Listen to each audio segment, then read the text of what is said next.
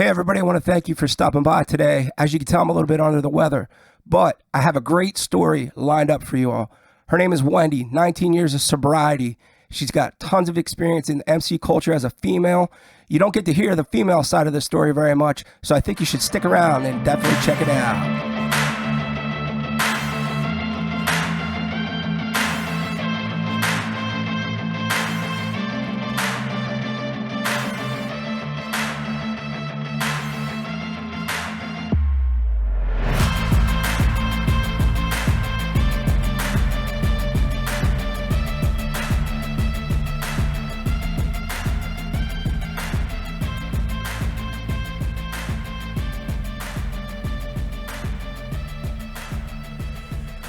Hey everybody, I want to welcome you out to the show today. I have a great story.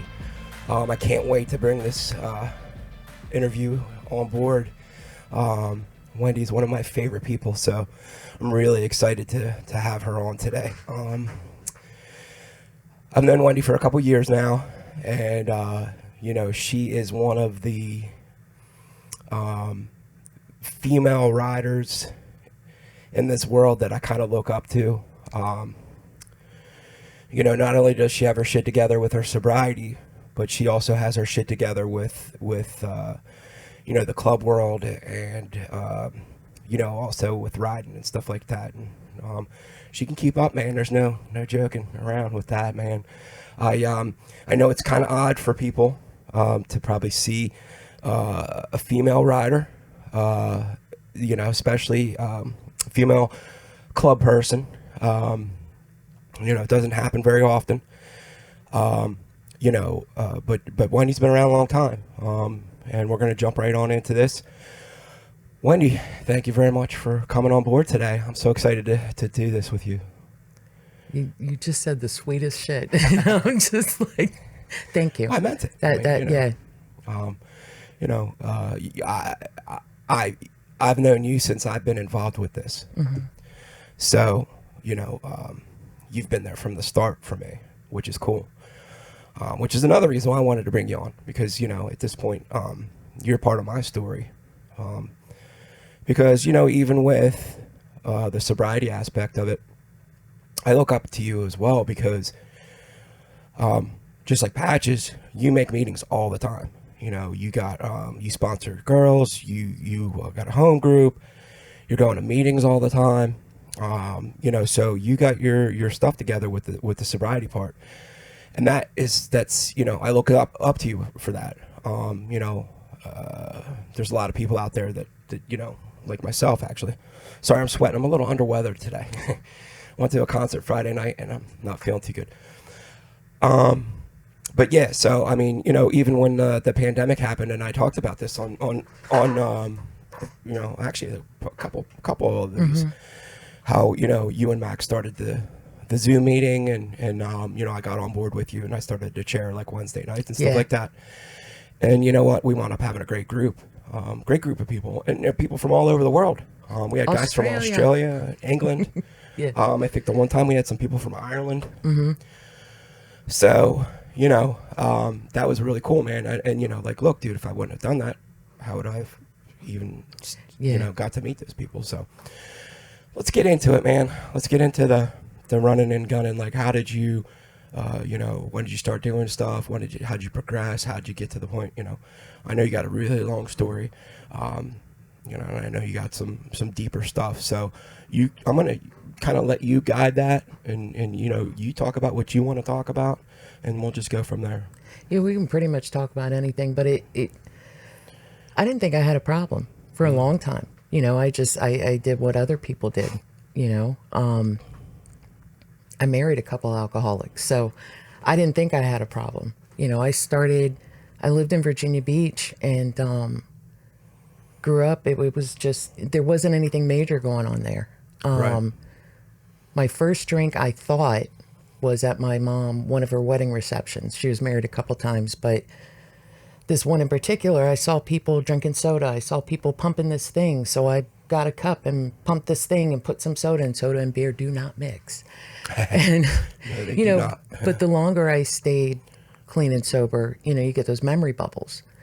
And when I was even younger than that, my parents would go in and play cards at a friend's house. And the kids, everybody had wine spritzers, and it was those great big jugs of wine, not like a little bottle. It was like the jugs. Right. And the kids would get like this much soda and this much wine, and they'd go back in and get more soda. And, you know, I got that memory bubble. I'd go back in and get more wine. You know, I grew up being told that my biological dad was an alcoholic. So I swore I was never going to be an alcoholic. So that was something for me, that I was not going to be an alcoholic. That was a big thing.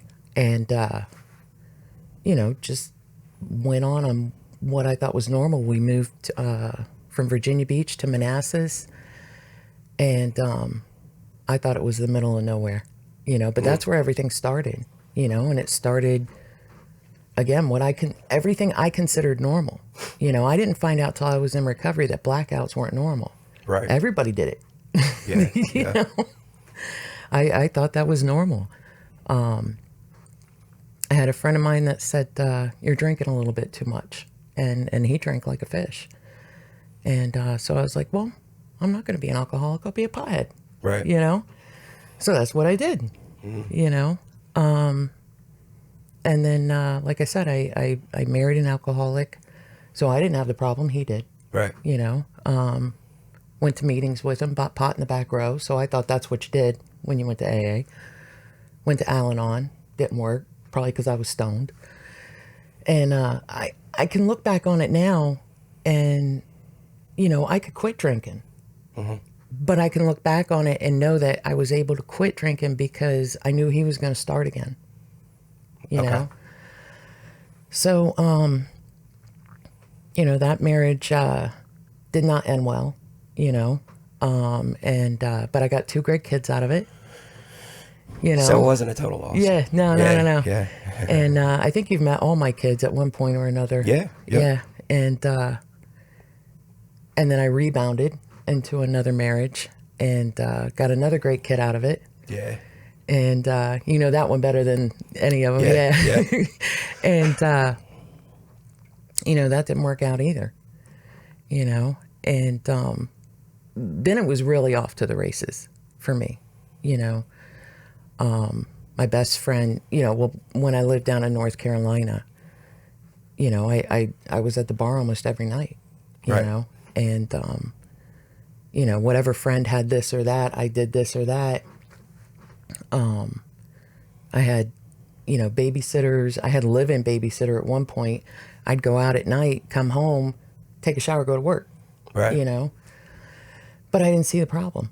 I was still working. I had my kids, you know, had a car.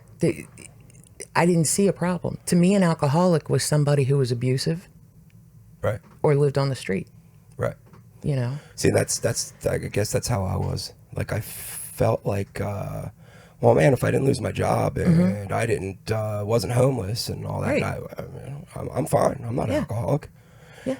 You know, so I think there's these weird perceptions, and I think that's where I think the more and more that this stuff comes to light, a lot of these perceptions will start to disappear. Right. And it'll actually help down the road. Because my thing is like, look, man, I'm not drinking every day. Right.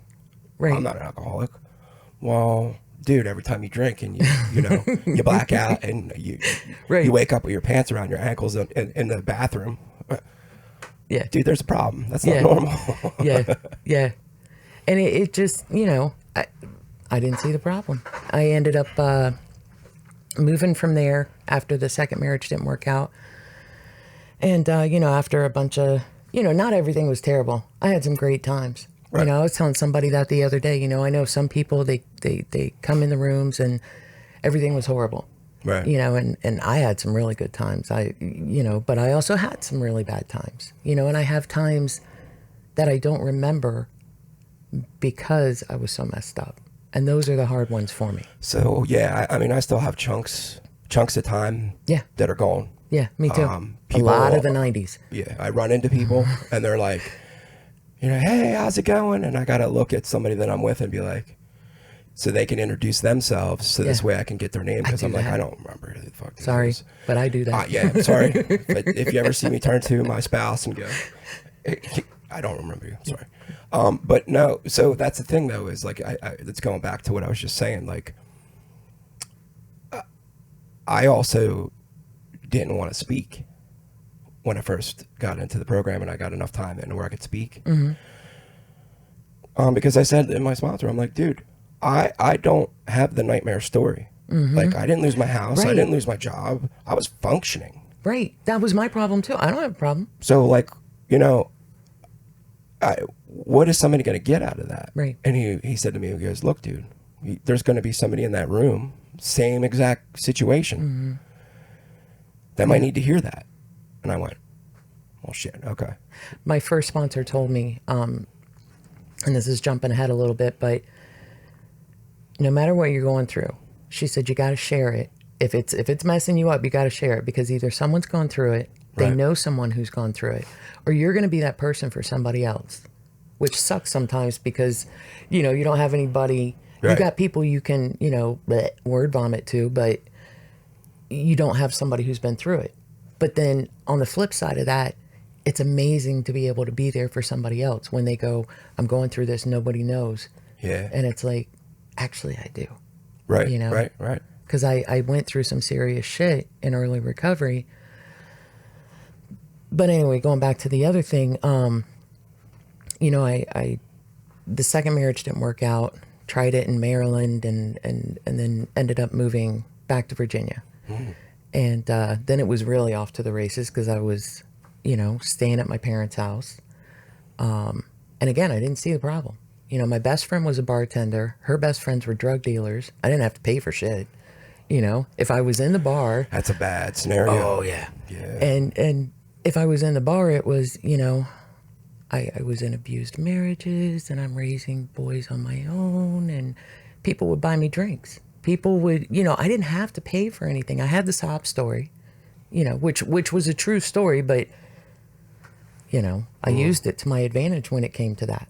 Well, I mean, that's part of our MO, right? Yeah. Yeah. And I couldn't see where I was doing anything wrong, you know, because I was telling the truth. Right. You know, I had been in abusive marriages. I was a single mom, you know, but, yeah, you know. And then you have yourself where you got the live-in, you know, babysitter. Yeah. Yeah. Especially when I moved back home, you know. Now you got access to whatever you want. Yeah. It's Yep. just a bad scenario all the way around. You know, I could sympathize. I mean, different story for me. I didn't have any kids or whatever, would have built in, babysitter, but, you know, I had, you know, being in the music business, man, we had like, free booze, free weed, free coke, Free everything. Yeah, it was pretty insane, dude. Like, Yeah. you know, but so I can definitely relate to that. So then, you know, you're running and gunning. You're down in Maryland or Virginia. Sorry. What happened next? How I got in recovery? Well, I mean, did you seem to kind of get worse at that point, or did you kind of taper You know, off and then? Like you were saying earlier, I had that problem where I didn't feel like I hit a bottom. Right. You know what I mean?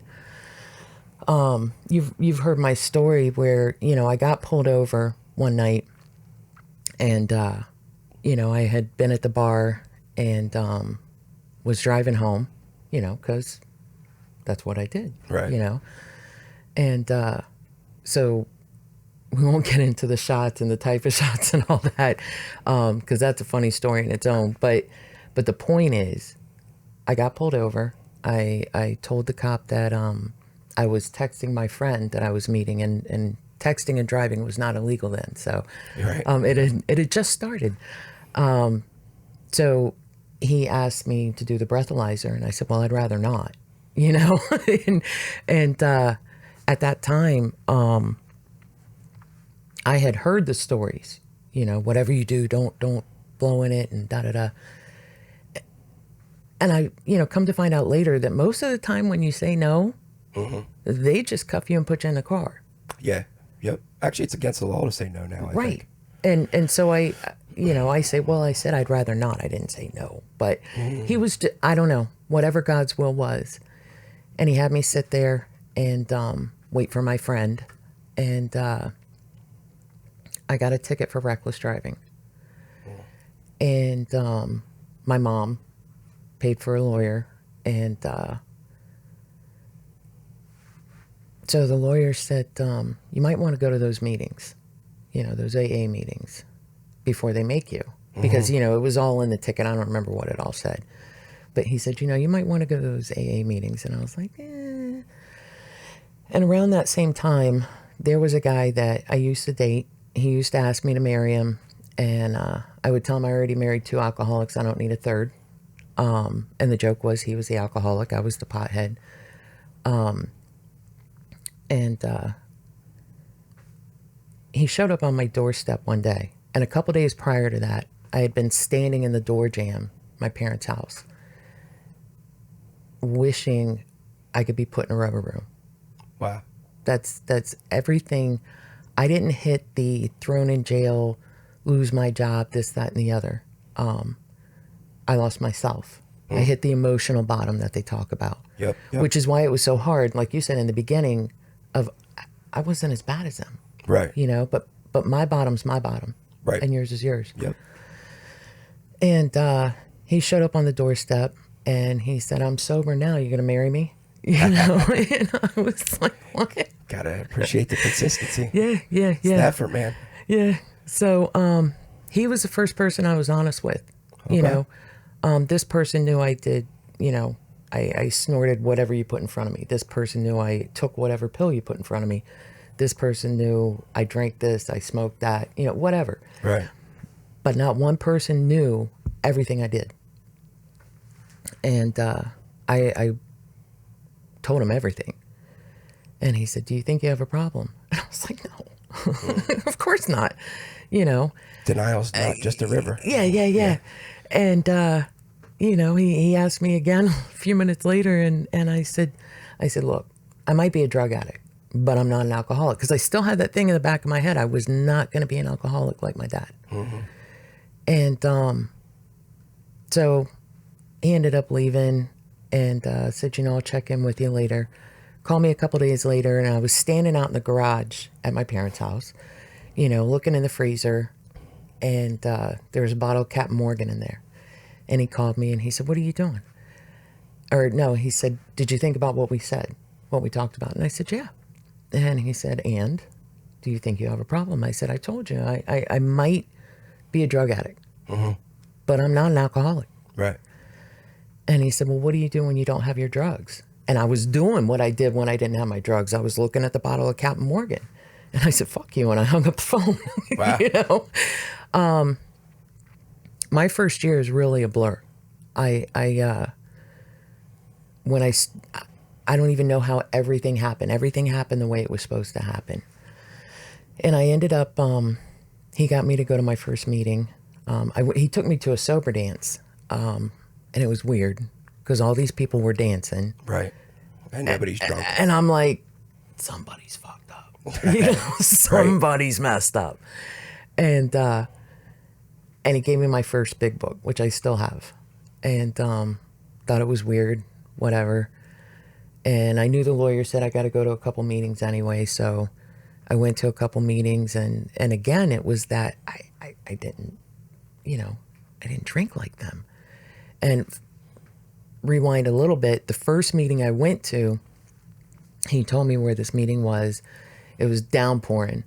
And I go and I can't find it. And I'm driving home and I'm like screaming at God, F this, I tried it, blah, blah, blah, blah, blah. My phone rings and it's him. And he goes, he said, did you get there? And I said, no.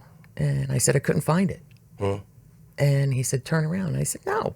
He said, turn around. I said, okay. Right. And I turned around and he stayed on the phone with me until I got up in the church parking lot, up the stairs to the door. And he said, open the door. And I said, no, they're talking, and he said, open the door. I'll come open the door. So I opened the door and I didn't like women. I my best friend was a bartender. Her best friends were drug dealers. She was one of the very few women that I could count on one hand that I loved and trusted. I opened that door and it was all women. And it was the end of the meeting. They were saying the Lord's Prayer and they all looked at me and they were like, oh, well, and I was like, what the fuck is Yeah, this? dude, that You whole know? like that turned me off too right off the bat. Yeah, because it's like I'm already petrified, and you're coming and hugging me and Yeah. telling me, you know, Oh, you're welcome here. yeah, and I'm just like, what the fuck is wrong It's like with a cult. you? Yes. Yeah, it's My the first thing brother, that goes through your head. my brother thought I was in a cult, but that's a little later. He really did. So I went to a few meetings, and again, I just related out immediately, or however they say it. And one night I walked outside, and these two guys followed me out, and they said, "You coming back?" And I was like, "No, I didn't drink like they did," you Right. know. And the one guy said, "Well, what'd you do?" And they just stood there and talked to me, you know. And I told him, and he taught me insert your word, you know. He said, if somebody's sharing about this, that, and the other, and they drank, but you can relate, but it was when you were whatever, snorting, swallowing, smoking, whatever, insert your word. Right. And to this day, I use that. I can go to any meeting anywhere, and I can relate, Yeah. you know, and I pass that on to people because that truly saved my life, you know. And those guys stood outside with me for hours. I think I kind of do that. I mean, I go to NAAA meetings. It doesn't Me matter too. to me because I'm just like, a meeting's a meeting. Yeah, yeah, And, you know, we got guys in the club that are, you know, some guys are AA, some guys are NA. Right. And I'm like, well, I don't really care, man. It's right. I will admit, if I go to an NA meeting, knowing that I'm an AA guy, I have this like weird little, and it's in my own head. It's not, nobody else is thinking this, but it's in my own head that I'm like, oh, they think I'm, you know, bullshitting somebody. So I'm here, I'm a AA guy. Right, right. I'm not, you know, but nobody cares. Right. You know what I mean? Like, and I think probably what put that thought in my head was at some point in my going to meetings, you know, all over the place. I was at a hardcore like AA meeting, and they were like, "Do not bring up drugs. Yes. You are not to bring up drugs. You never talk about drugs." Blah, Some blah, of blah, those blah. are like and that. you're like, so that, I think that's what put the thought in my head. Yeah. So, you know, you're going to NA and you're like, I'm an alcoholic, and they're like, oh, what Somebody's are you gonna doing know. here? You know what I mean? And Yeah. that's that. Nobody cares. Yeah. You go, look, man. If you're at a meeting and you're trying to get help, nobody cares. Yeah. Just go. If that's all that you can find, just go. Respect the meeting, Right. but just listen, you know. And if you got to share. It just, there's going to be somebody in there who's been where you're at. Right. You know. And the whole respect the meeting thing, that goes a long way, because there's all kinds of different meetings out there. I mean, I Absolutely. remember going to a meeting one time with a couple dudes over in Jersey. We went to the meeting, and then they had a paddle that they raised. Like, if you were only allowed to speak for so long, and then they would put a paddle up to cut you off. You were supposed to stop when they did that. I've seen timers. And I'm thinking to myself, though, Yeah. well, that's kind of messed up, man.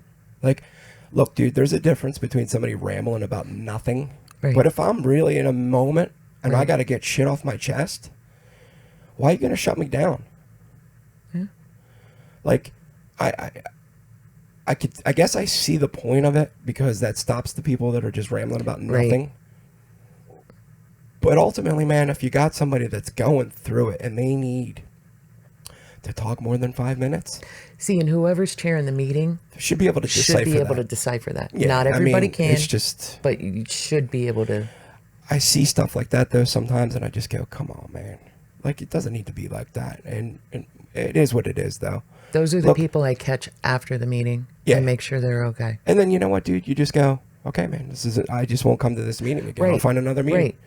that fits for me. Right. Like, I'm not really into the meetings that are like hardcore, like, you know, you got to stick to everything, blah, blah, blah. Yeah, Like, yeah. you can't curse.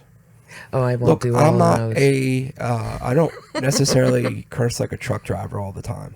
I know when to turn it off because I work in corporate America. Right, right. So I do have a good, you know, where I can turn it off. But if you're in the heat of the moment of telling a story or describing something, there are times where I will curse, because I'm just like, you know what? This is the only adjective that's going to work right now. Right. Is that the right? Yeah, adjective. Yeah. Verb. I don't know, I was dude. playing I'm Mad horrible. Libs with my grandkids, so we ended up figuring out what adverbs and adjectives and. Sorry, I was very, very bad in English. So, anyway, all right, let's get back into it. So, all right, now you're running and gunning again. You kind of get back on track. You got somebody that's like trying to basically get you into meetings. Mm-hmm. You went to your first meeting, and then where? So, I ended up after talking to those guys. I ended up. I asked somebody once. I said, "Did I relapse?" You know, because I went to a couple meetings and then I did a little of this and that, and then I tried another one. They were like, "No, you just weren't done." You know, it was in the first couple Right. weeks. You weren't done, and but after talking to those guys, and again, higher power, whatever. I don't know what it was, but it just it clicked. Right. And I started going, and I got my first sponsor shortly thereafter. You know, they say do what's suggested, and I did what I was told. Mm-hmm. I was scared to death. Mm-hmm. You know, I ended up falling into an old timers meeting. The greatest. It is. They said. I remember standing at the door, and they said, I thought they said the young people's meeting is down the hall. Right. And I was like, I'm not young. You know, I was in my early 30s. And they said, so I sat down, you know, and it turns out it was an old timers meeting. And they had said the newcomers meeting. I heard whatever I was supposed to hear, and I didn't go. Right.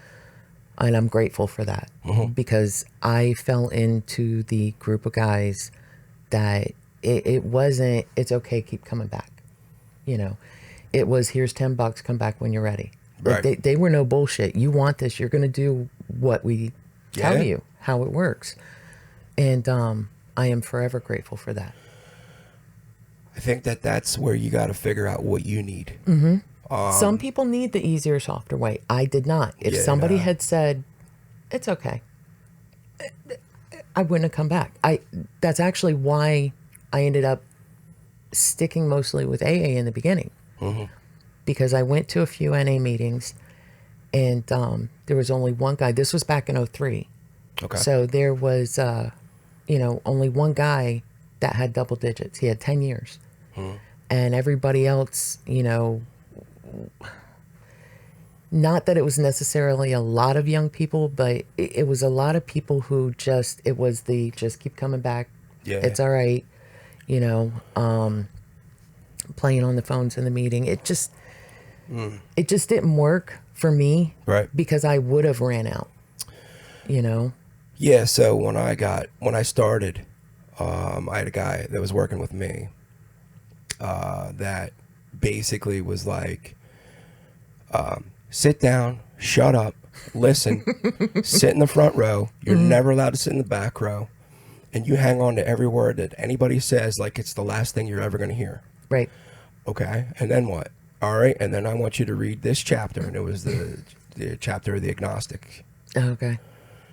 Because I had a God issue. Okay. But that was it. And then he would just be like, all right, read this. But it was like real. He was a hard ass, but he almost didn't want to do the work. And it wasn't until I got to Arizona that I wound up, you know, almost losing my mind. Mm-hmm. And I was going to meetings every day. And I ran into this guy who, you know, was looking to sponsor some people. On the day that I'm there freaking out, it was like this bam, bam. And that guy actually spent the time to go through the book, you know, circle the words, underline the words, highlight the words, blah, blah, blah. Every time they says, God, do this. And he broke it down and explained it to me. Because you just throwing a chapter at me, read it, tell me what you think, what's your interpretation, or what. No. I need somebody to be on my ass. Right. Call me every day. This time. Do this. My first sponsor was like that. She was, you know, call me. Yeah. You know, and I remember there were times I'd call her and I'd be crying, you know, And I didn't know why. And I couldn't tell you why. Yeah. And that was okay. Her big thing was much later we had a falling out and we ended up, not speaking again. But she taught me a lot in the time that I was with her, and I still use it today. A lot of hers was, yours was read this. Mine was do a 4-step on it. I didn't know what a 4-step was. And to her, it was basically just writing it out. And that ended up helping me. I did a lot of writing. I think that my biggest issue with AA at the beginning was there wasn't a lot of explanation of stuff. Yeah. And it was like, why is everybody talking in secret code? Yeah. You know what I mean? Like, you're talking about stuff like I should know what a 4th step is. Right. I just got here, dude. Yeah. I don't know what are you talking about, 4th step? So to me, it was like, I think I needed that person that was willing to take the time, but was also a hard ass. Like, I needed the perfect mix. Yeah, I can see that. Because I'm like, this whole like talking in code shit is like, it's driving me nuts, dude. Yeah. Like, why are we doing this right now? Why can't you just explain to me what we're talking about? Why does it have to be like, oh, figure it out later down the road and da-da-da-da? I'm like, dude, no. I learned a lot more in meetings, hearing other people. Luckily, I fell into this group of people down in Virginia, and I was going to meetings, 6 nights a week. Mm-hmm. And I found my little niche in different spots. And, I learned a lot of stuff there. I learned stuff from her. She's the one that taught me find your positive, okay. Because I went through a lot in the first year, I was engaged, found out he was engaged to somebody else at the same time. Wow. I got laid off from jobs. I got, this, that, the other, you name it, and it wasn't easy, being a single mom of 3 boys. But I loved it, It's all about getting the tools for your toolbox, man. That's my favorite thing. I heard somebody say that once, tools in my toolbox. Like, if you don't have those, you're setting yourself up for failure. Oh, yeah. And that's where I learned where you build your foundation. Right. And that's what I did in Virginia, was I built my foundation. Mm-hmm. I went to AA, I went to CA. CA down there was different than the couple of meetings I've gone to up here. But it was the first place. Like I said, I couldn't find anybody with a lot of time at that time. In CA there was, and you could talk about anything. Mm-hmm. And they didn't care what you referred to yourself as, alcoholic, addict, whatever. Right. Just here. You're here. Yeah, That's all that matters. Yeah. And, it really saved my life. Awesome. Know? Yeah. And how much time do you have now? 19 years. 19. Wow. Yeah. And Sobriety date is March 17th, 2003. Still don't know how it was St. Patrick's Day, but I'm good with that. Dude, my sobriety date is D-Day. Oh, wow. Right? Wow. And then it didn't even click until after it was over and done with. Yeah, me too. It was like somebody goes, when's your 30, 60 day, whatever. And I was like, I'm looking at the calendar and I'm like, oh, shit. Yeah. I'm like, dude, D-Day, really? Okay. But it is what it is. Yeah, no, that's awesome. And I know, so you're about to hit 20. And I know that you sponsor a whole slew of different people, or used to. I don't know about now. I did used to. Yeah, you're backed off because of school and stuff, right? Part because of school, and not for nothing. If somebody asks, what I was taught was, you tell them, look, I'll be your temporary sponsor, and we'll see if it's a good fit. Yeah. Because like we were saying, some people need somebody who's on them all the time. Mm-hmm. I can't do that. Right. Right. You don't want to feel like you're failing somebody. Right. Well, and again, my first sponsor said, when she got me, she said, if you make it, good for you. It's not my fault. If you don't make it, I'm sorry for you, but it's not my fault. Yeah, I mean, look. And I keep that, in my head, so. You can lead a horse to water. You can't make him drink it. Yeah. So, it just, and you get, you get the people that, yeah. And then they never call you, so. That's, we're going to send the list around. Yeah. And then you never hear nobody. Yeah. Although actually, you know what? When I was in Arizona, dude, we used to, I'd get you do the list, and then all of a sudden, I'd get a random phone call. I'd be like, "What the fuck is this?" Oh wow. It was different out there. It was weird for me out there too because there was also the reservations. Mm-hmm. So they used to bring in busloads of guys and girls actually off the res, and they'd come in like 20. It's rough. Like 20 on a bus and just hit a meeting. I think that is where, just like here, you always want to hear different stories. Whether it's the person that doesn't drink all the time but it's like a binge drinker. Okay, cool, that fits an inch. Then there's the person that I got to wake up in the morning, I got to have orange juice with vodka or Bloody Mary, or just some guys just do a quick shot. Okay, all right. So you get a little bit of different variety, but to hear some of those guys, there's a lot of history behind that, and it's not a pretty history for the U.S. It's kind of sad actually. I thought before I went out there, you always heard about the drunken Indians. I always thought that was a joke. And then I got out there and I was like, holy shit, dude. And that's because, dude, they're they got forced to be there. They, a lot of them don't work, I guess. So all they're doing is sitting around drinking. I know a couple people with family on the reservation, and they did have some meetings going. That was a stereotype, by the way. I don't mean to say it like that. Well, no, but it is, but it's also true. In some areas, not in all, but in some, and they had meetings, but even though they had meetings, there was the stigma, the pride. You shouldn't have to go, and then after COVID, they all shut down, and actually a friend, might be a mutual friend, took a whole bunch of books out to a reservation to start meetings back up again out there. Okay. So yeah, it's rough. It's a different world. I just I laughed for a second because we and I were just talking about the gentleman. There's a guy that had 50 years. Oh. Or maybe a little bit more, maybe. I don't know. It was an insane amount of years though. And he had the the braids on both sides with the big Arby's hat. And I remember him the first time I heard him. He'd always kind of sit in the back. He was real quiet, and he would sit the whole time. Like he got almost intimidating because he was a big dude.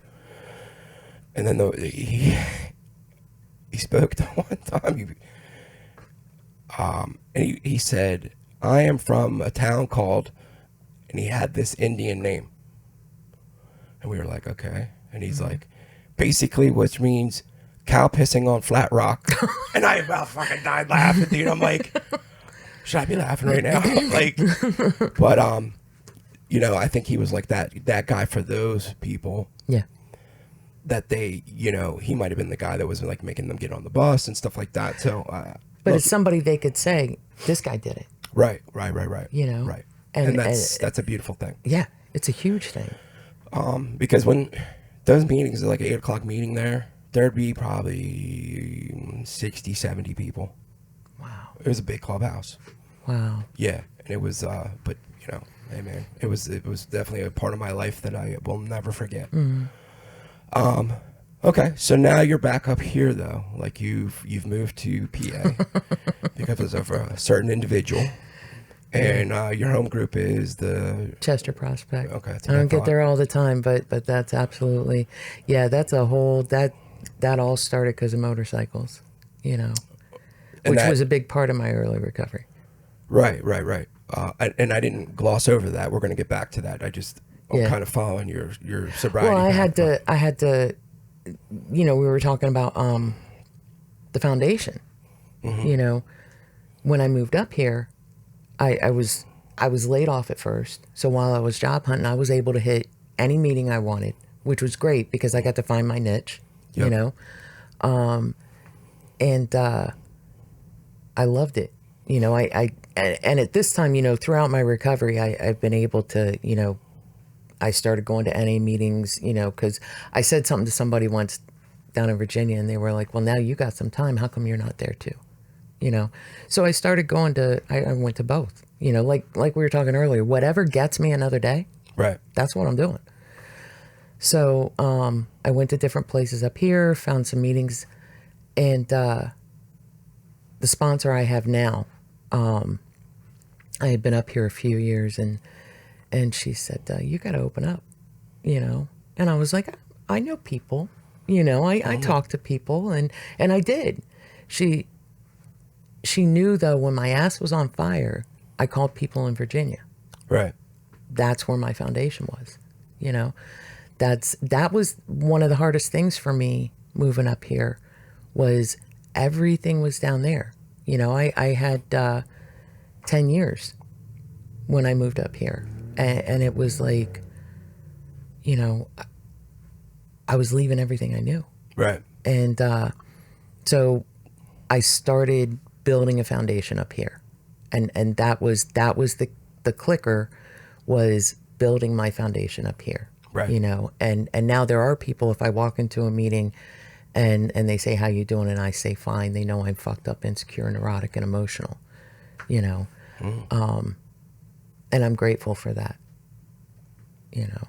So yeah, that was a big thing, you know. Oh yeah, I talk to people, I'm good. Yeah. You know. But do you really talk to people? Yeah, and then, you know, the people want to also say about, like, oh, you're not going to meetings and you're not giving back and you're robbing people. And I'm like, what do you mean robbing people? Yeah. Well, you know, you took from the program and then now you're not giving back to it. You son of a bitch. Yeah. Now you just threw some guilt on me. Yeah. And it worked. Yeah. So the whole Chester Prospect Club is how you started the Zoom thing, right? That was all Chester Prospect Club people? So one of my sponsees, we had a business meeting or whatever, and it was right after COVID, and we did it on Zoom, and she said, you know, well, why don't we have a meeting later? Mm-hmm. And so we didn't, and those who are on Zoom know that unless you have a membership, that it's 45 minutes, or they might have changed it now, but at the time it was 45 minutes. Yeah, for the free version. Right. So, you know, a good amount of people showed up, and I was like, Mac and I were talking, and it was like, well, it's only this much, you know, I'll put it on this card, and why don't we start doing this every night? Right. And that's what we did, and spread the word to a few people. And the first, I don't know, month or 2 months, however long it was until I started school, I was doing it every night. Yeah. And I didn't know that, you know, I could, you know, learn how to pull readings up for people to do other readings and this, that, and the other. And that helped once I did that. Yeah. And then I said something to somebody, and I said, I got school, I got work, I can't do this every night. Oh. And it was just as simple as, well, why didn't you say something? Yeah, right. You know? And so then people stepped up. You stepped up. Matt stepped up. A couple other people stepped up, you know, and they took meetings every night. And it was awesome. And it turned out to be a really, really good group of people, too. Yeah. Like, everybody in that group was phenomenal. Yeah. And you got something different, you know? Yeah. And because there were nights we'd have 10, 15. There were nights we'd have 30, you know? Yeah. But when we had 10, 15, it was so comfortable. Yeah, because it was the core people. Mm-hmm. So it was kind of like, the only thing that sucked about that is there was those nights where I'm like, I don't really want to talk. I know. But there's only, 8 of us, so we got to fill an hour, and you're going to have to talk. Which was sometimes a blessing and sometimes a curse. Yes. Yeah. And so COVID not ended, but the shutdown ended and this, that, and the other, and meetings started opening up. And I said, should we go ahead and close this down? A lot of people are going to outside meetings. And one of the other guys said, there's still people, because we had a few people who could not physically go to those meetings. One, because they still had to worry about COVID and their health issues. Right. Two, because physically they couldn't. Right. And he said, what about people who are sick? What about people who, and I was like, all right, and so it's still going. We're actually, somebody else got us listed in the meeting handbook or whatever, the global, I don't know what it's called, but we're in there, and it's still, I still do Sunday nights. And it's just, it's a blessing, That definitely helped me out. Yeah. A lot of people didn't like it, but there's people who said, this is my Zoom home group. Yeah. And then there's people that have said, they quit going. Right. They started going to outside meetings, and they're like, but that's what got me through the shutdown. Yeah, for sure. I mean, I went to more meetings during that time than I think I've done since Arizona. So, I think that there's the little pieces that you miss from a real meeting. But the hugs. Not that I'm a real big fan of the hugs, but the meeting before the meeting. But we tried to do that, though. Yeah, we did. You know what I mean? Like we try and log 10, on 15 minutes early. Yep. And then, we would stay sometimes a half hour after just to shoot the shit. And, but that's, look, man, when that was going down, there was a Zoom page on Facebook. Mm-hmm. Man, there was Zoom meetings from all over the world. It was awesome. You could literally just go to a meeting at any time of day. Yep. Go down that list, and you could be in a meeting in Ireland, Australia, here Portugal. In the U.S. I mean, it was amazing to me. And I thought it was kind of cool to see how other people in other places do meetings. Obviously, the it doesn't really change that much, right? But the vibe. Oh, yeah. That's the difference, right? Yeah. Like, the format's kind of the same for the most part, but... Well, and with some people, it was very, kind of like in outside meetings, very like that. And with ours, it was very laid back. Right. Right. And so to find the other meetings that are laid back, and but it just it was different. Yeah. It was different, and it was neat to be able to do that. So you said that the motorcycle club part was part of your sobriety at the beginning as well. Oh yeah, it saved my life too. Yeah, let's get into that a little bit. I know you were with a club from, I guess they're from Virginia or Maryland? Virginia. And you were there for a couple years, right? Yeah, the Traditional Motorcycle Club. And in my first year, in 2003, I kind of fell into it. There was a friend of mine that every time I got a chip, a 30-day, 60-day, 90-day, he'd take me on a little putt. Okay.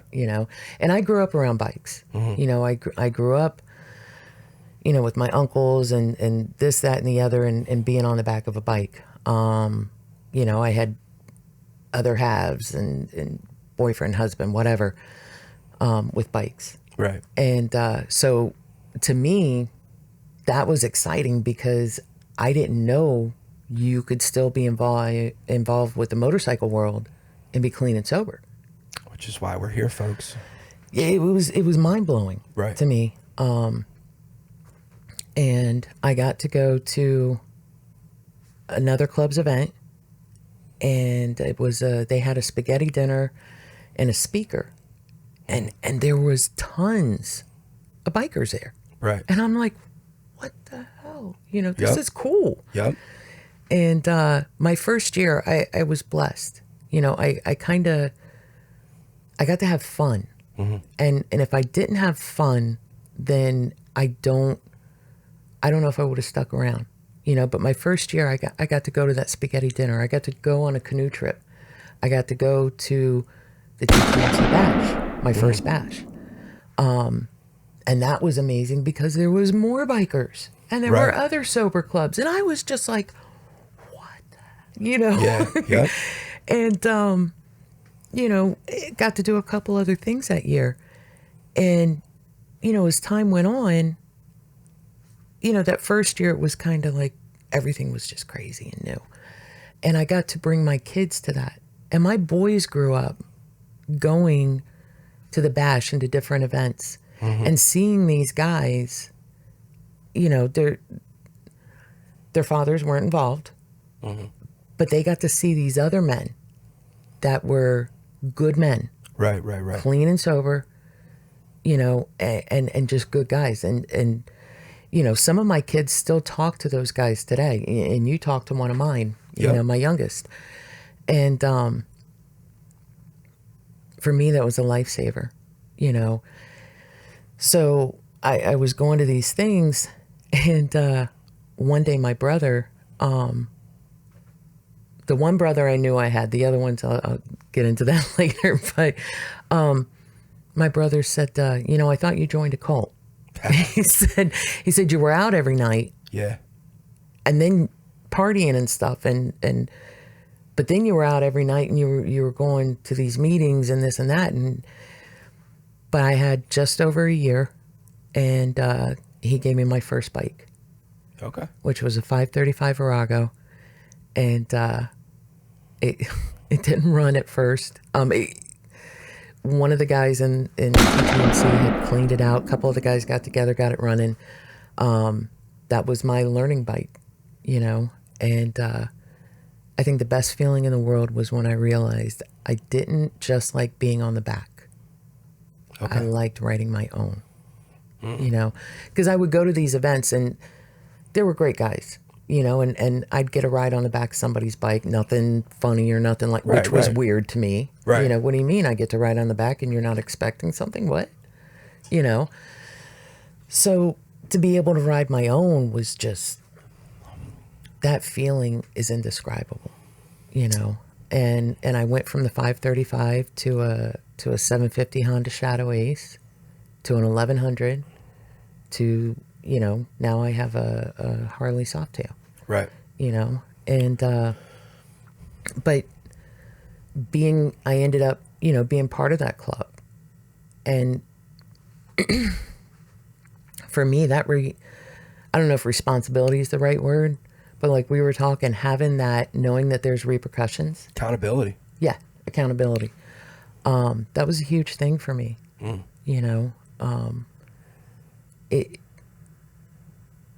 There were times, like people say you got to do this for yourself. And I get that. But there's also times, and I tell people, whatever gets you another 24 hours, I don't care if it's your kids, your grandkids, your parents, your club, whatever. That's, there were days that maybe that was it. Maybe it was my kids, you know. But I loved it. I got to have fun. I got to be around and meet people all over. Yeah, that's got to be one of the coolest parts, is meeting the guys from different clubs all over the place. But so your initial thought, though, is why I'm doing this. Because I feel like, we're so in tune to it. Mm-hmm. It's like second nature. Right. But there's people out there that don't know that we're out there. Right. Because everybody wants to just talk about, bikers in the media aspect of, everybody's a scumbag. Everybody's, robbing and stealing and killing and blah, blah, blah. And that's not the case. That's not the case in any club. Let's just put it that way. There are always going to be a couple bad apples here and there. And that's just in everything. Life. Yeah. There's it could be a baseball team. Right. You know what I'm saying? Right. So that's what I tell people too when they're like, "Oh, this group is terrible." There's bad lawyers, there's bad doctors, there's bad baseball players. Right. You're only hearing what the media wants to tell you. Yeah. The fact of the matter is, most bikers are very giving people. Mm-hmm. We do a lot of charity work, money and time out of our own pockets, mm-hmm. and we don't ask for nothing back. Yeah. And you know what? We do it quietly under the radar and don't promote it. And we're not on the feeling. news, right? Because you know what? We're helping somebody else out, and that kind of pays it forward to when we needed the help back in the day. Yeah. But it's just like, I know that there are a lot of people out there that don't know that there are clean and sober motorcycles I didn't. clubs.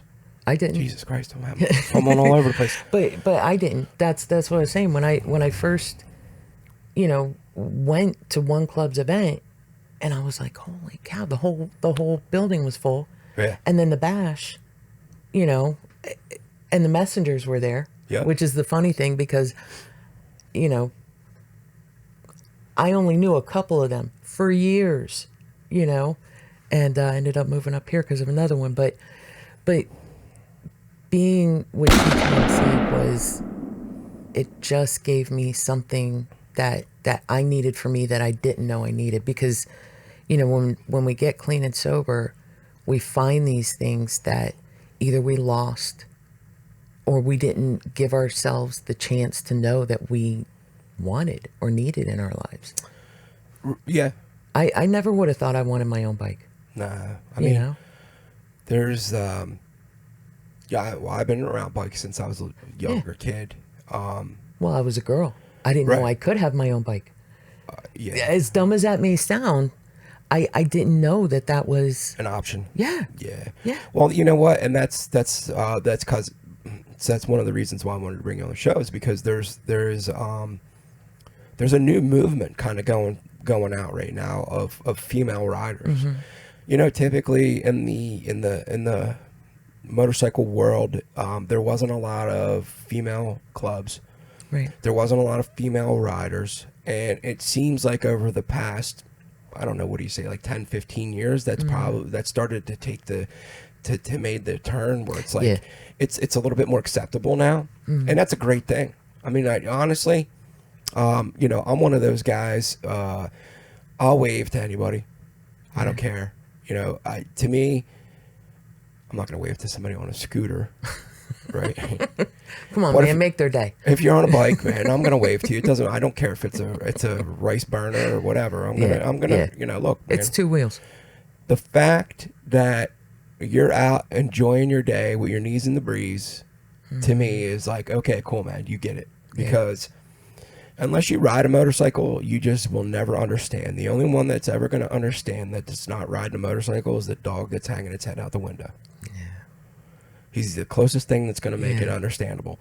And I tell you what, when you see that dog with his head hanging out the window and he's smiling from ear to ear, look, man, you never see a motorcycle out in front of a therapist's office. There's a reason. I mean, like, me personally, I know, man, it sucks because I haven't been able to ride since like the beginning of May because of this back surgery. But I know, like, if I'm having a shitty day at work, or, I'm having, like some shit going on in my personal life, I hop on my bike, cruise up River Road, throw some tunes on. I come back an hour and a half later. I'm good. It's a big difference. It's like a reset button. I like being on the back. I love being on the back, because I don't have to think. I don't have to do anything. But riding my own, it's a completely and last weekend I got to go riding with a couple friends, and I got to do that deep breath, and then everything blows off. And it was just, I gotta be honest with you, I have to give you guys, my wife, a couple other women in the club that ride on the back of the bikes for these obnoxious long trips. I don't know how you guys do it. Like, it blows my mind. Like, I just, I guess because I'm a control freak. So, like, to be sitting in the back and not being able to be like, dude, make a left here, make a left. Oh, son of a bitch. I will say, after I don't like being on the back immediately after I've been on my bike. Yeah, because after I've been on my bike, then I've got the control. I'm like, yeah. But if I haven't been on mine then I kick back, and it's bonding for us women too. Yeah, yeah. We get our little bonding thing. Yeah, well, and that's where, like, I feel like you and my wife Nikki have kind of like you kind of like are the guiders of the new women that come in. It's a different world for the Yeah. women that come in, and a lot of that I get to from my sponsor, because she's part of this world too. And it was funny because when I moved up here, I was feeling off, and I Yeah. couldn't figure out why. And I'm talking to her one day, and she put it to me real blunt. And she said, look, she said, you went from being a single mom, being an officer in a club, this, that, and the other, to this guy's old lady. Mm. And I went, Yeah. Yeah. Well, and that was also around the time it was like, build your foundation up Right. here. I had to find me, and then when my youngest one left home, and joined the military, I had to find me, right. which was, I'm still doing it, but, that's why I went back to school and stuff like that. So, yeah, but like with you, Nikki, Kate, right? Like you're the three that have been around the longest at this point. Yeah. And I think that you three are Not counting Rosie. right, but Rosie's not Yeah. around that much Yeah, anymore yeah. because Yeah. she's got her health problems and stuff Yeah. like that. So, she's But been being around on the the longest. back. But Yeah.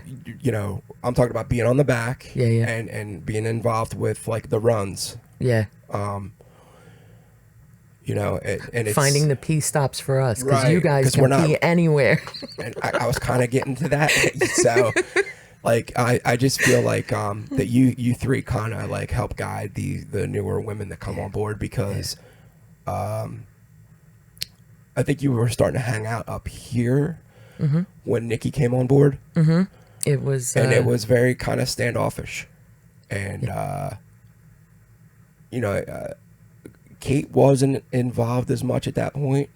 actually when you first started coming around, Kate wasn't around yet, Right. and there really wasn't any women that were going on the rides and stuff. Yeah, but and then the ones that were kind of a little like It was because it was, who are you? right. And so you know. you and Nikki kind of took the stand of we're never going to let that happen again. Yeah, never did. And you know what I mean? Like, so everybody that's come on board, Oh, yeah. you guys have been like, hey man, well come on over here. This is what. We got a chat for just the women. Yeah, but know? more importantly though is, teaching them the rules. Oh, that's a big thing. The Because etiquette, biker etiquette. Yeah, because That's a- that's stuff that's like, people can get hurt. You not think knowing it's some of that common stuff. sense? If you've been around that world, like to me, it was common sense because Second nature. right? Because I was part of a club, and I had been with people in clubs, so to me, it was common sense. Right.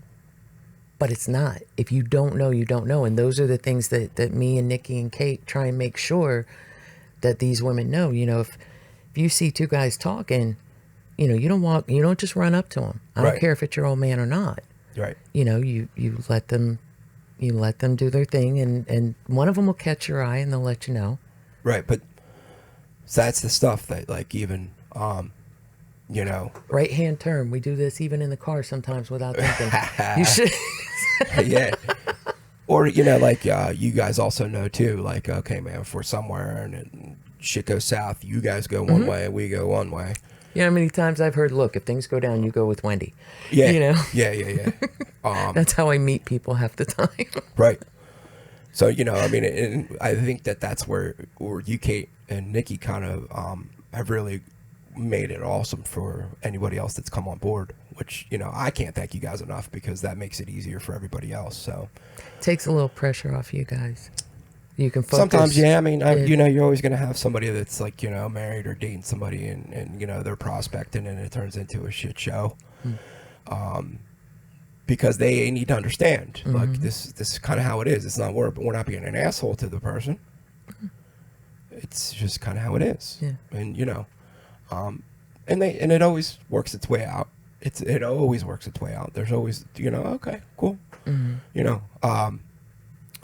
But it's just makes it a little easier. That's all. And like just like you guys are on this like crazy understanding level that other women are like, really? Like, you know, my wife knows when shit hits the fan and I gotta go. I gotta go. Yeah. No questions asked, no nothing. I'm out the door. Boom. Same with you. Yeah. There's other people out there that are married to women that would not fly. Yeah. That is not gonna fly. You know what I mean? And look, am I saying everything's always honky dory and everything's cool No, when that shit goes on? No. But there's an understanding. Right. And it's And we have each other to bounce that off of. Just like for me, again, back to my sponsor, she's in this world.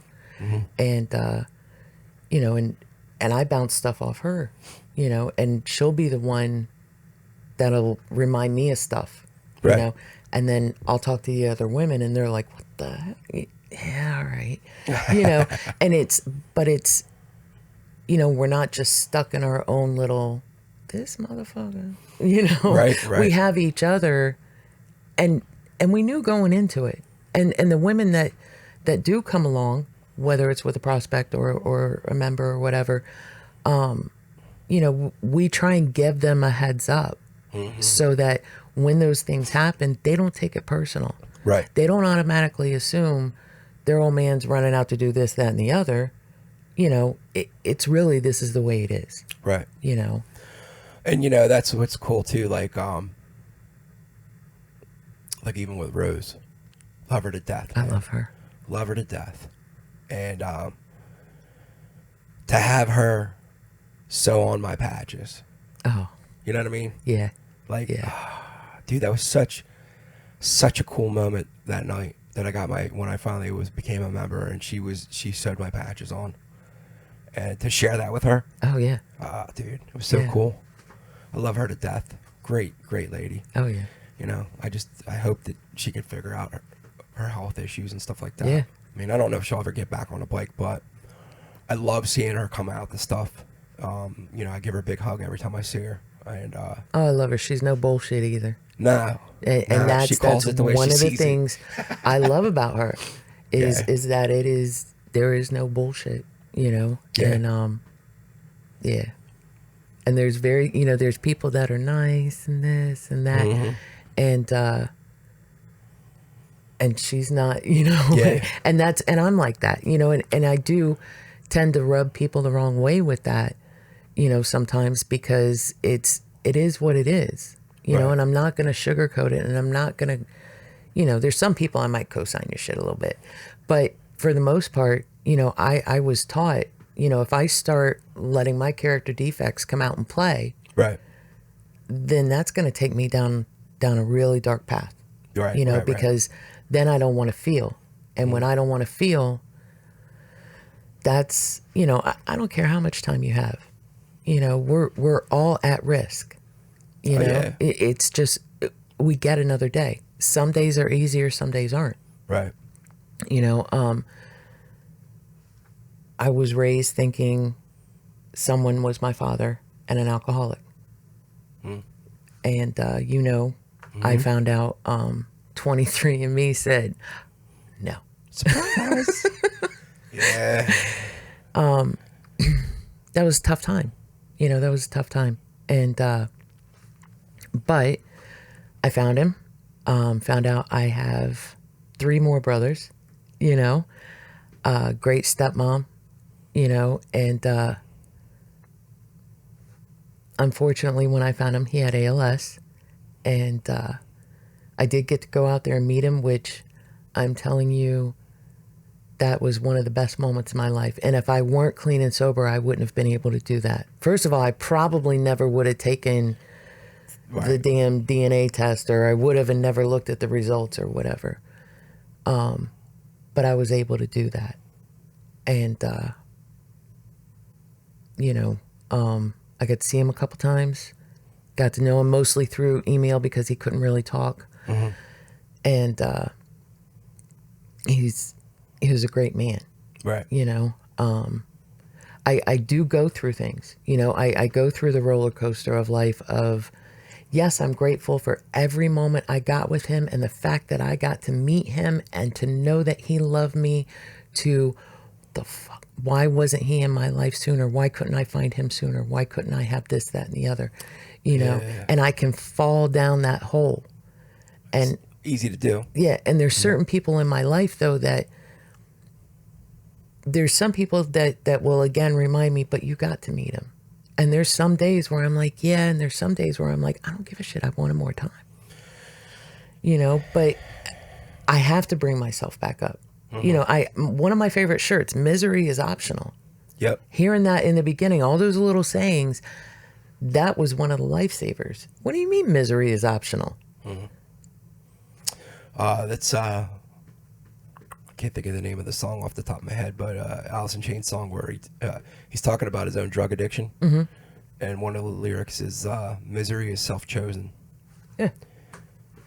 And yeah, that's deep. Yeah, it's a huge thing. I was told, and I switched it up, and I share it to people all the time. You're allowed to sit on that pity pot till you get a ring around your ass. Then you got to get up. You know, and the thing with him, you know, talking about it doesn't matter how much time you have. I was taught you're going to have those thoughts. It's what you do with those thoughts. Right. You know, play the tape through. One of the best things that ever happened to me was I used to take guys from work release to meetings. And one of the meetings was a beginner's meeting. And there was this old dude. He had the handlebar mustache, right? And he had like, to me, it was a million years because I only had a few years. And I heard him say in the meeting that, you know, he thought about having a drink and this, that, and how he dealt with it, you know, Right. which is, to me, that's the whole point. When you share something like that, you share how you got through it. And I went up to him after the meeting and I was like, I needed that. Right. You know, you get those, like you said, those little, like we were talking earlier, those little drops that people give you that you carry and you pass on. Throwing out a gem and you go, Yeah. Yeah. Yeah. And I was telling him, I was like, I needed to hear that because I thought there was something wrong with me because I would hear people in a meeting go, you know, I never, how is it they say, you know, it was released or I was released, whatever. And I never had that thought again or that craving again. And I was like, that's not me. I don't get that. I don't get that. I still, not every day, not even every month, but Right. every now and then. And it doesn't have to be a bad thing. It could just be you know, when I first got clean and sober, my hardest thing was I would take my kids to their football games and, you know, when they were celebrating later and eating pizza with their buddies and playing video games and watching movies, that was my time to go smoke a joint. Right. You know? So in the beginning, I was like, what do I do? I didn't know how to act. I didn't know when to eat. I didn't know how to go to a movie straight. I didn't know anything. Yeah, well, I mean, I think that's what most people, I would think. I know I did. Like when I first got clean and sober, I was like, well, what am I going to do for fun now? Right. Like, you know, every Thursday, Friday, Saturday revolved around going to the bar, going to check out a band, drinking some beers, playing pool, whatever. I mean, it was like, you know, you're on this repetitive cycle. Yeah. But, you know, another thing I wanted to touch base or go back on was you had talked about, you know, the repetitive thought thing. Like where it, you know, so like if you wanted to have that drink and then you talked it off or whatever. So one thing that I personally realized was, you know, AA is not going to fix everything. Right. You know what I mean? I needed to go to the next level. I needed to, after I got through, you know, the initial stuff of AA, I needed to kick it up a notch, like higher and go get therapy. Because I have, and I didn't know this until later, but I got like mild PTSD.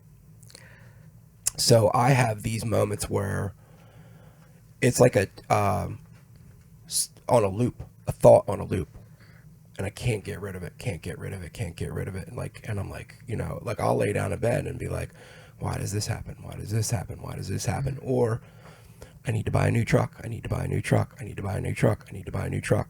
And then I realize that that part is the chase. I like the chase part of it because then I get the new truck and I'm like, oh, it's cool, but Now what? yeah. So I you know, had to work with somebody to when I get in that loop, what do I do? So I, you know, to talk yourself out of it and to get yourself out of that loop and to realize, well, what are you not focusing on right now that's making you focus on that? Right. So, you know, it's you know, AA is going to help you, but it might not necessarily fix you. Right. And that's, you know, when you said that, we had gone to see a counselor at one point, and you know, they do the couples thing, then they do you individually. And when he did it individually, the guy said the same thing to me, you know, and I just gave him the highlights, you know, of some of the stuff I went through growing up that, you know, not going to get into on here, but some of the stuff I went through growing up, a lot of the stuff I went through in my first marriage, you know, stuff I went through in relationships and other marriages, because, you know, Right. and I just gave him the highlights, and he goes, you know, you got some PTSD there. Right. Now, in my head, that's only military. Same. Right? Yeah, that's what you equated to. And it was like, no, you know. Now, going to school, studying for my associates in psychology, I learned that it's not, and I knew it, but I still equated it to military. You can't have PTSD unless you were in a war in the military. Because you think it's got to be this like overwhelmingly traumatic thing. And well, and that's the thing, is there was some traumatic things, like seriously traumatic things, but I wasn't in the military. So I couldn't, you know, like there's some bad shit that I blocked out. There's some stuff that I actually recently found out, because there's a lot of my life I don't remember. And I recently found out from a couple other people, they filled in some holes, right. You know? And I've been looking for a therapist to work through some of this stuff. But yeah, when you said that, that was the hard thing for me the first time I heard that, you know, until I realized that, no, you don't have to have been. Right. You know, it really is post-traumatic. Yeah, mine equates to, you know, being a kid and watching my dad die. Yeah. Not like, you know, the final moment watch my dad die, but like 5 years watching my dad die. Yeah. And then, you know, at the time too, my mom was a nurse, and she's worked night shift. So my dad was a 320-pound, 6'4" dude in a wheelchair. Right. And I would have this constant reoccurring dream that he would, like the house would be on fire and I couldn't get him out of the house because he's such a big dude. And, you know, there were times where I was a kid and I would have to be like, he would be screaming in the middle of the night and I would have to fucking call an ambulance to come get him because his heart was just failing. Right. And one time I woke up, he was screaming and I was like, whoa, what the fuck? So I go running in there. And he was like, every time he opened up his mouth to be like, can he call the ambulance? Like, this blood was just shooting across the room like The Exorcist. Right. Come to find out, he actually blew an artery in the back of his throat. So every time he opened up his mouth, it would just shoot blood. Right. And I was just like... Yeah, a little traumatic, dude. Right. Like, you know, I'm 16 years old. Right. And I'm by myself. Right. You know what I mean? Yeah. You know, kids aren't supposed to be dealing with shit like that, you know? And for me, it was, you know, growing up watching my mom in rough situations. Yeah. And then being in abusive relationships and marriages and stuff that, you know, messed me up, you know? And so I'm working through some stuff, you know, talk to my sponsor and looking into, you know, doing the therapy thing that I've talked to a couple people, you and a couple other people we know. And, It's funny when you do that and you get in there and, you know, she just kind of like let you go. You start hashing out stuff and you find out that your normal childhood wasn't so normal. I know. That's kind of like when they hit you with the truth sword like that. The first day that happened, I was like, What? Yeah, I thought everybody's I'm parents like, was divorced. I thought everybody. yeah. Yeah, Well, wait. yeah. So like, my parents weren't divorced or nothing, Oh right? yeah. But and like, I wasn't molested. Nothing happened. Like, so I'm like, oh, dude, I had a pretty Yeah, short. yeah. And then they start turning it back on you, and then repeating back everything that you just told them, and going, that's not normal. You're like, oh shit, man. Yeah. I'm like, you know, I'm not saying that I had a fucked up childhood, but I definitely Yeah, didn't no, have, me either. My mom did the best she I could did with what stuff that she I shouldn't had. have had to deal with. Right. And So, my mom and I had that conversation once. She did the best she could with what she had. And I had that conversation with a couple, with all my kids at one point or another. I was not the best mom. right. I did the best I could with what I had. You know, I've taken them all aside at one point or another and said, there's a lot of things that I don't remember. So if I screwed up and it's something you feel I need to apologize for or make amends, we need to talk about, let me know, because I may not remember. Right. That's not an excuse. It's a fact, and I want to make sure we're good. Right. You And I know, would say you got a pretty good relationship with your kids now. I love my kids. Yeah. I love my kids. They're the sweetest assholes you'll ever meet. I say that all the time. And they're breaking those cycles. Right. They are breaking those cycles. And I am, That's a beautiful thing right there. to be able to watch that, that's a gift of recovery. So we talked about, you're running and gunning. We talked about your sobriety. We talked about being in, club stuff, riding. At 19 years of sobriety, what would you say to the person that's walking into the room right now in this day and age with all the craziness going on? Hang on. Hang on. Now, I that's a damn good question. Somebody coming in, my big thing is, I give them my number. Usually I have the little cards with me that have the Serenity prayer on it. And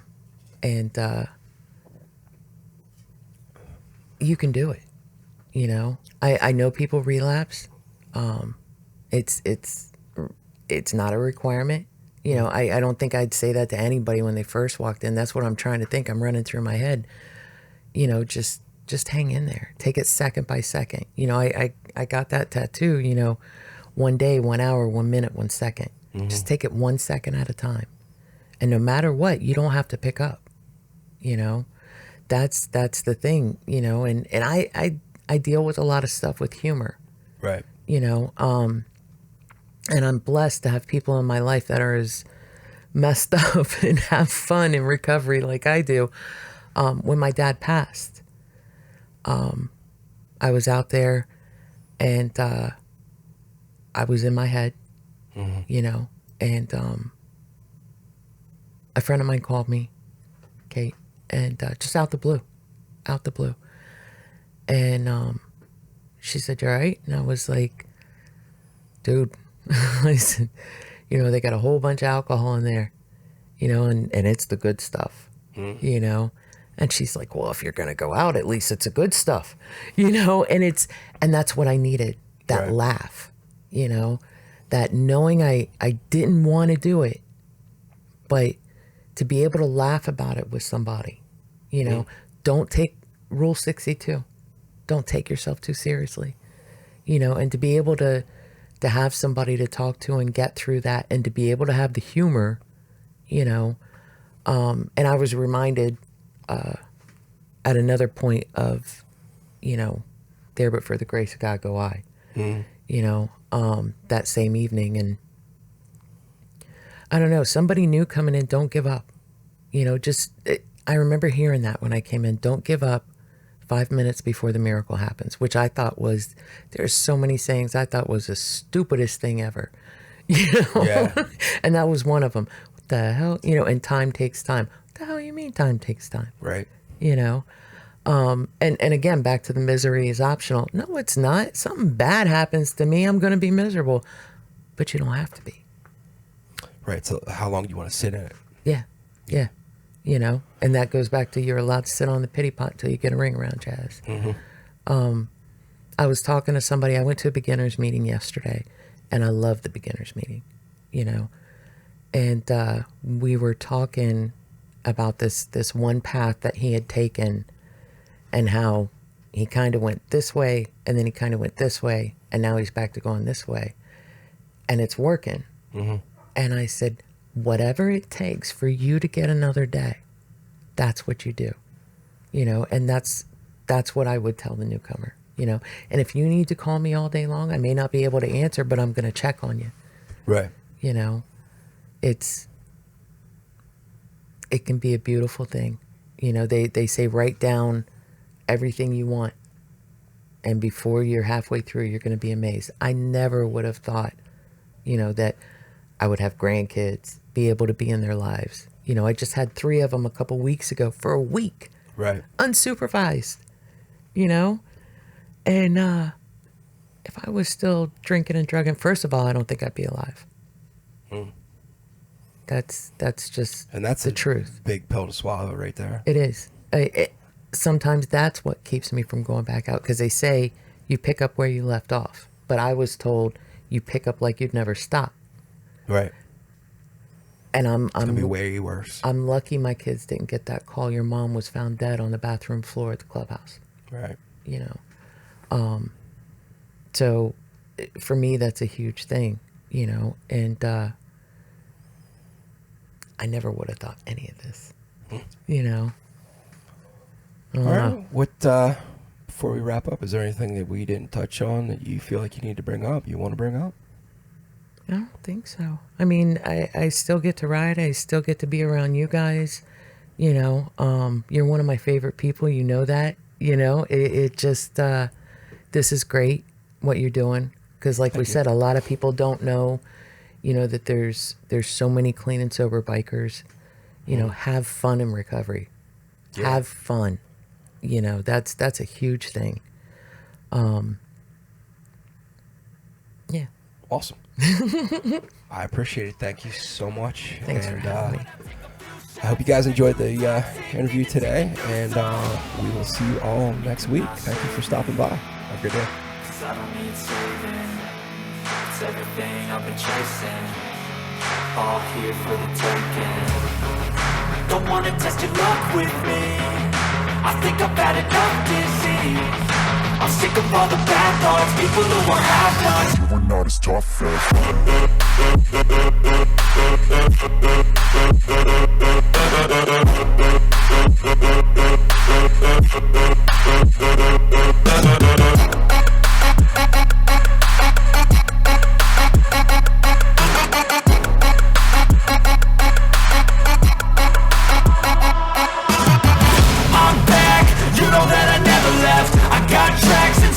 that you never guessed. I don't slack, don't lose, learn your lesson yet. When I get to choose what I do, I'm like a weapon now. Sharp as many, but got hard, I'm ready to change. Scars to envy, to win large and plenty. I like to play fast, never change back. Calling out, I'll pay back, cause I'm great at that. Oh,